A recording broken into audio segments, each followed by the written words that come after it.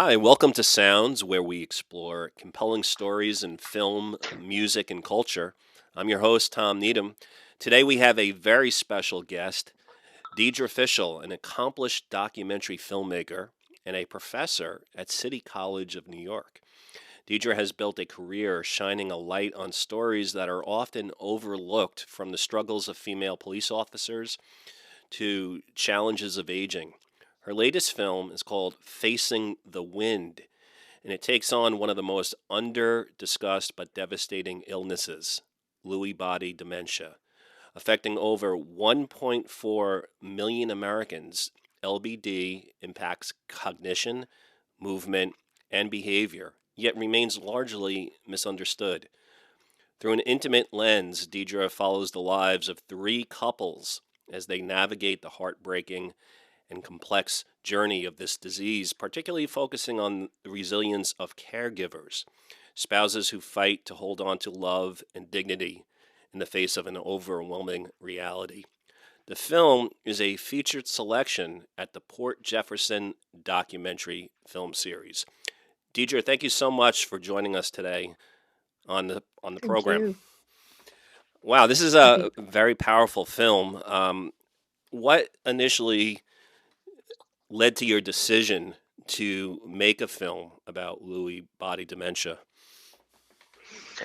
Well, my producer and I had been thinking about doing a film about dementia. We weren't thinking about it specifically about Lewy body dementia, but about people living as fully as they can in the face of the disease. So we were already thinking about that.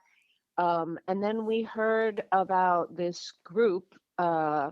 It was a kind of a community of people who had formed during COVID, where one person, there were both people who had Lewy body dementia and people who were the spouses of people who had body dementia. And there was a couple that were about to go on a cross-country um, tour where they would see the national parks where this man who had Lewy body dementia, while he could still sort of fulfill this dream and meet the people who they had only met on Zoom, but who they had created these really powerful relationships with.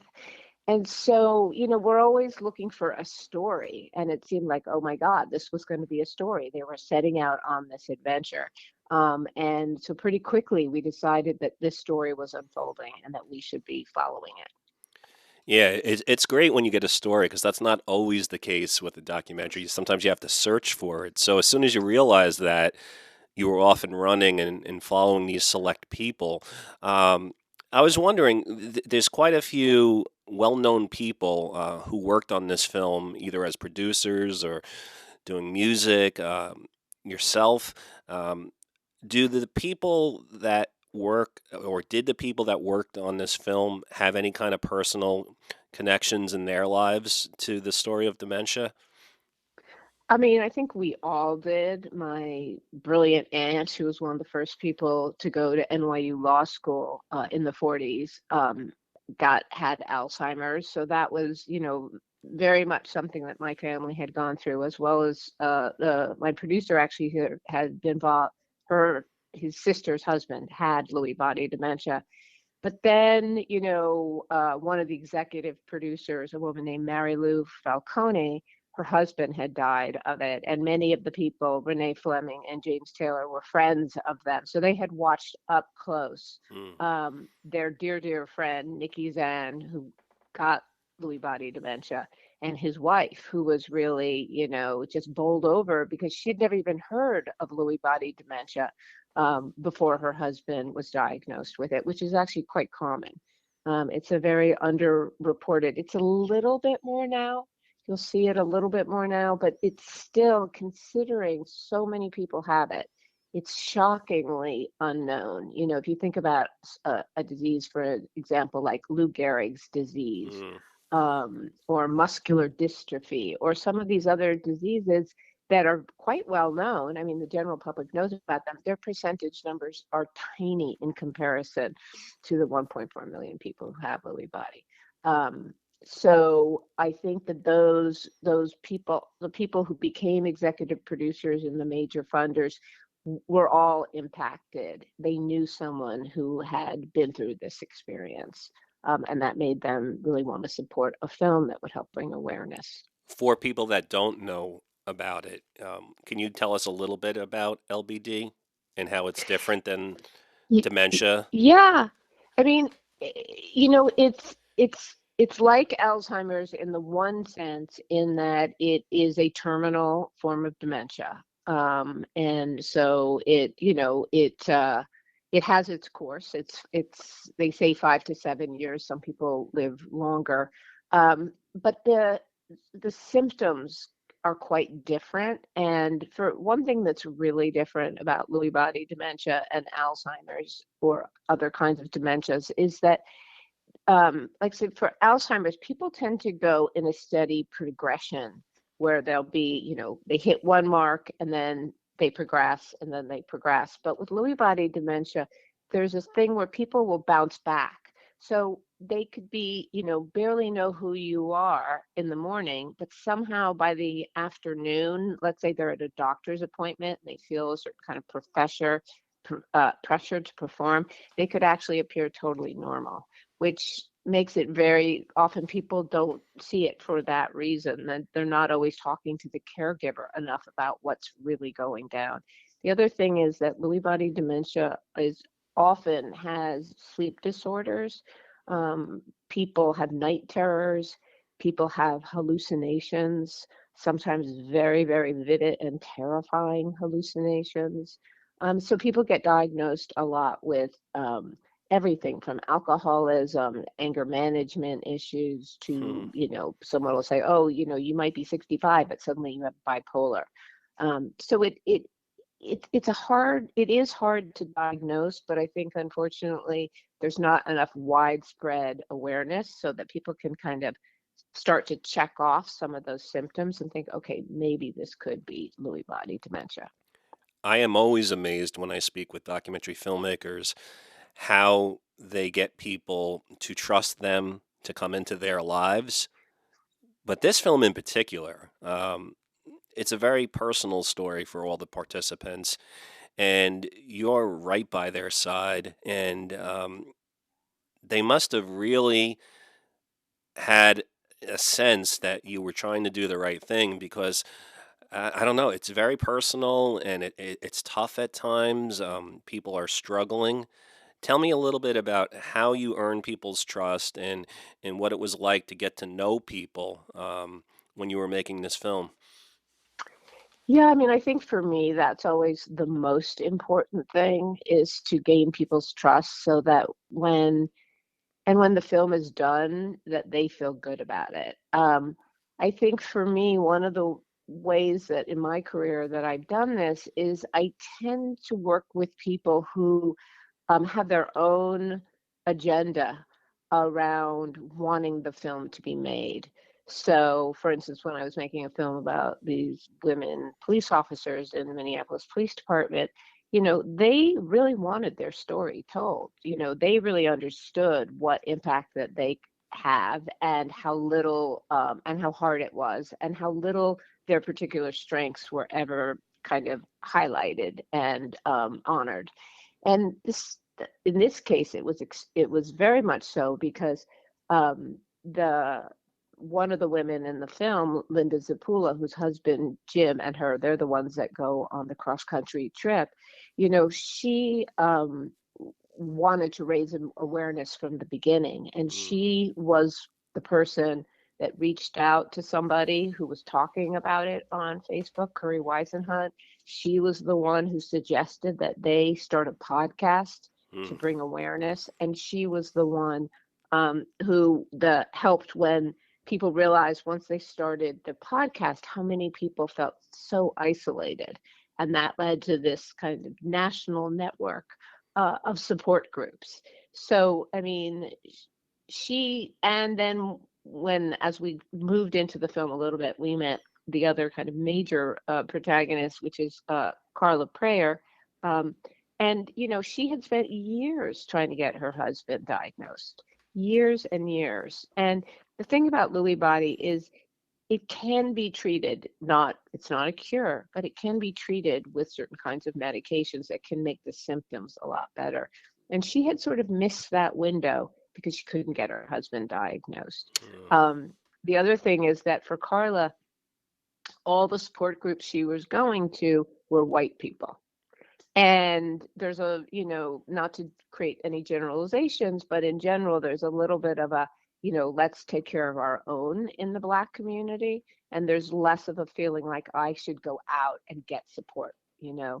And Carla really felt strongly both that she wanted people to know about Lewy body dementia, but she also wanted people to see how important it was to be part of a support network.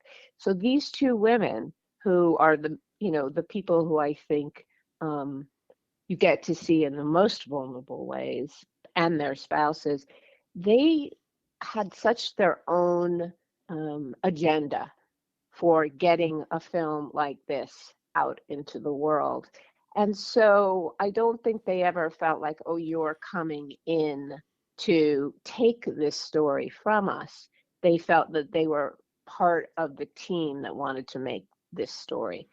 The other thing is that we really pride ourselves. I work with a pretty small crew. I work with an amazing director of photography, Eric Phillips Horst, who lives in New York too, and we were flying around the country. But it's like that's our number one thing is to make people feel comfortable.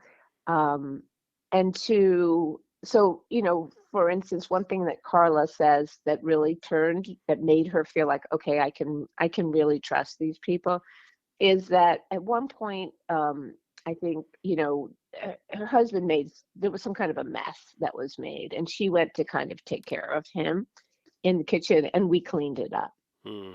And I think she just felt like, okay, we're on the same team here. Like we're just here with you, doing whatever we can in the moment to help.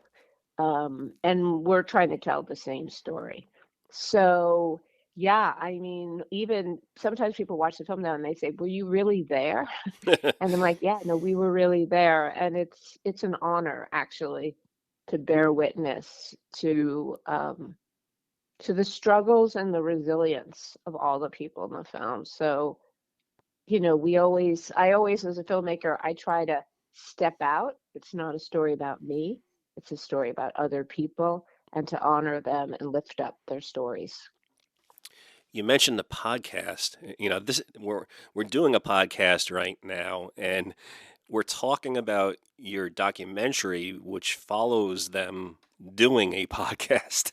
Yeah. And there's just so many layers to it. But did you ever think that you would be making a film about someone making a podcast about an issue, and that your film would be about the same issue? It's just funny today with technology and everything, the way that these things all overlap a bit. Yeah. Well, I know I don't think I ever would have thought about doing that because these stories kind of present themselves and then you follow them. And I don't think I even realized at first how important this podcast was. But I think, COVID really isolated people. And, one of the positive things, so much was just absolutely horrible, but one of the positive things I think was new forms of communication. People Hmm. really saying, okay, we're going to do podcasts, we're going to get online with each other. So I think there's this whole virtual realm of communication that's been really amazing for creating community. And I think for this Lewy body group, the podcast and the ability to jump onto Zoom and to like have these really intimate conversations in a virtual space was really a game changer. And these people would not have met each other but for the podcast and the ability to Zoom with each other. So it's like technology that, has created really wonderful things. I mean, people talk a lot about what's bad about technology, but there's some really great things. This is really powerful. None of this could have happened without the podcast. Yeah, it's really incredible because I mean, with a podcast these days, like anyone can create almost like a little niche show that has real meaning to a significant group like this one. And I was wondering about like even like the documentaries that you make. Do you find like when you make a documentary, I know you want it to appeal to a larger audience, but it obviously will have extra meaning to the targeted groups, the subjects in your films, and it can bring a great amount of information to people who are experiencing similar issues and family members who are experiencing similar issues. I mean, how do you see your films being used for people who are familiar with this topic? I think that this film certainly, in terms of a film festival, I'm not sure everybody would be like, I want to see a film about, people grappling with dementia. Maybe, maybe not. But for the people, for many people, what we found is that they're hungry for this issue. Mm, And they're hungry for somebody that reveals the reality of what it really looks like to take care of someone yeah. with dementia, and not in a way that's, sugar sweetened, that's like everything's okay and, love will conquer all, and not in a way that's demeaning in any way, but a way that's just really honest and authentic about, loving your spouse and having your reality shattered by a disease like this, which changes the person over time. And in some ways, you are losing that person over time. And so I've just been amazed, showing the film, and we've been showing it at synagogues and churches and community groups and film festivals. It was on Movies for Grown Up, ARP's online show where we had 2,600 people from 46 states. I think it this is just a topic that it's something that happens behind closed doors. And I think for me as a filmmaker, I'm always interested in what happens behind closed doors because I think people can feel like I'm the only one dealing with this, or this feels so overwhelming. But the truth is that this is something happening to many, many people. And a film like this, especially when people see it in community, they are able to come together and say, oh, no, this isn't just my experience. This is a bigger human experience. And when you talk to other people, it doesn't make it fine, it doesn't alleviate all the issues, but it does give you something that you often lack, particularly as a caregiver, which is a feeling of support. And it can be very, very lonely to be a caregiver. So I think the film offers a sense of honoring the role and helping to create community and saying to people, you don't need to do this alone. And in fact, it's not good for your health to do it alone.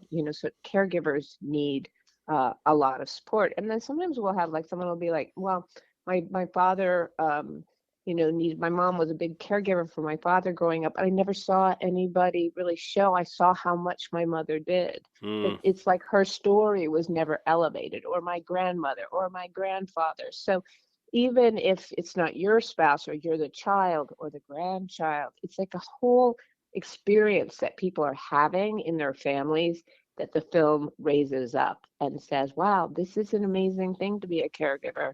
And it's also really hard. And we have to be honest about how hard it is.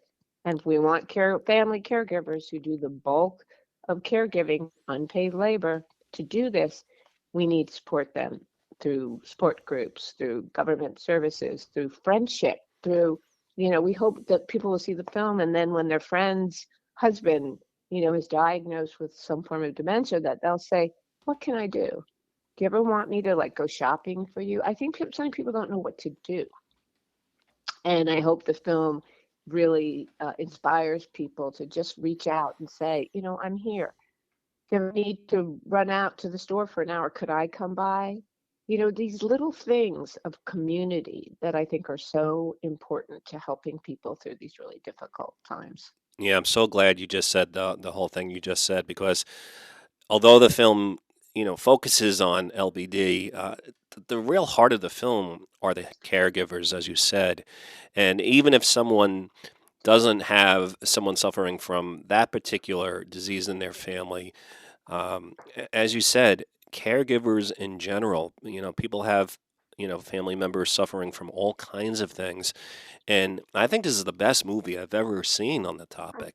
Thank you. It really is striking, and you really do capture how, I mean, there's such a sacrifice, but it's a good sacrifice. It's done with love, but it's very, very hard. And I think a lot of people are going to either see themselves in this film or things that they recognize in this film. And did you know from the beginning that that was going to become such a big theme in the film? Um, No. like, how did that develop? One of the things about documentaries filmmaking, which and I'm also a professor, so I talk a lot about this with my students, which is you go out thinking often that you're going to tell one story, but life changes. It's not a script. You don't get to control it that much. And so I think one of the things as a doc maker is constantly kind of thinking, well, what's happening in the story and where does the strength lie? And I think as we got further and further in, I think we thought it would be more about this one couple visiting other people. And then it became clear that one of the things that was the strongest was this support group between these women and a particular friendship. And so, hopefully you're following where the story is the strongest and where often there's the most conflict, where things are changing because it's still a narrative, even if it's a documentary. So, where are things changing and who are the protagonists in that story? So, yeah, we had no idea, but it's not atypical. Sort of almost every film, certainly this film and the film before about women police officers, were completely night and day films from what I anticipated from the beginning. Hmm. I think the main thing that stayed for me was a wanting to really honor this experience. I think that very much was the guiding light. It just so happens that in this movie, the caregivers are all women. Um, I don't know if that's the norm. I don't know what the stats are. But why is that significant in this film, do you think? I mean, I think it's a little pronounced in this film because I don't want to say that men aren't caregivers. They are. And we've had men who actually relate very strongly with the women if they were the caregiver. But I think, still live in a society where most caregiving happens by women, whether it's for children, whether it's for elders, whether and certainly, women are more likely to go into a support group just because of the way we've been conditioned in terms of, getting support and being willing to be vulnerable and all those kinds of things. So, yes, as a whole, there's a lot more women doing caregiving. And as a whole, there's more women in support groups talking about the experience of caregiving. And I think that's something, we need to look at as we move forward, how this sort of gendered notion of care. And you see it in so many families where there'll be like, one daughter and two sons, and the daughter winds up doing the lion's share. Not in every family, and I think men can be extraordinary caregivers, um, but that hasn't fully happened yet. So yes, it is, and it's unpaid labor. So it's women are doing a lot of home related activities. And that's part of the reason I think it's been as undervalued as it is. And one of the things that I've heard a lot about with this film is that as realistic as it is, as authentic as it is, as sad as it is in some of the personal stories, at the same time, you somehow make this film feel inspiring towards the Mm. end. Um, why is this still an optimistic story in some ways? Yeah, I think because it's a film that is really ultimately about love. There's so much love between the women and their husbands. There's so much love between the different support groups, because there's also a support group for people who have the disease that Curry runs, and he's such a loving, amazing man. So it's, it's good people trying to do their best for their loved ones.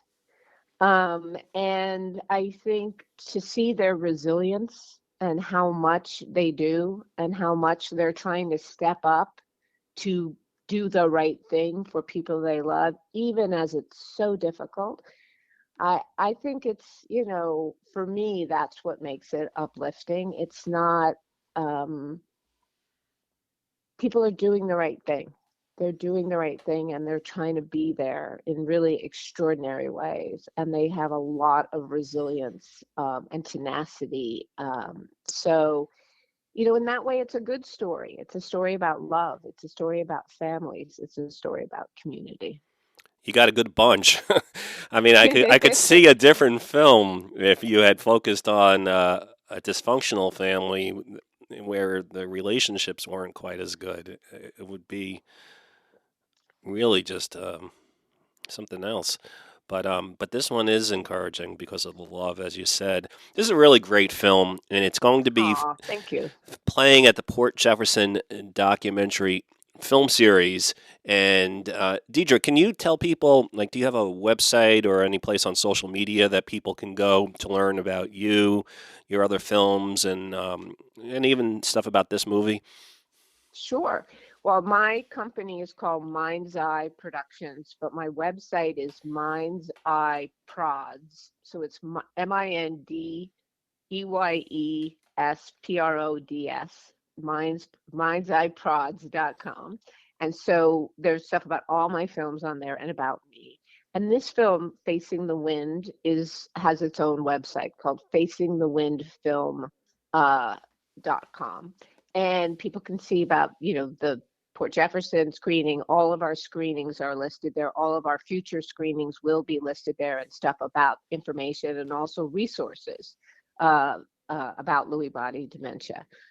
So those are two websites that people can go to. And if people can't see the film, there are ways at the documentary, at the Port Jefferson documentary series, there are other ways to see the film, and that's all outlined on the website, facingthewindfilm.com.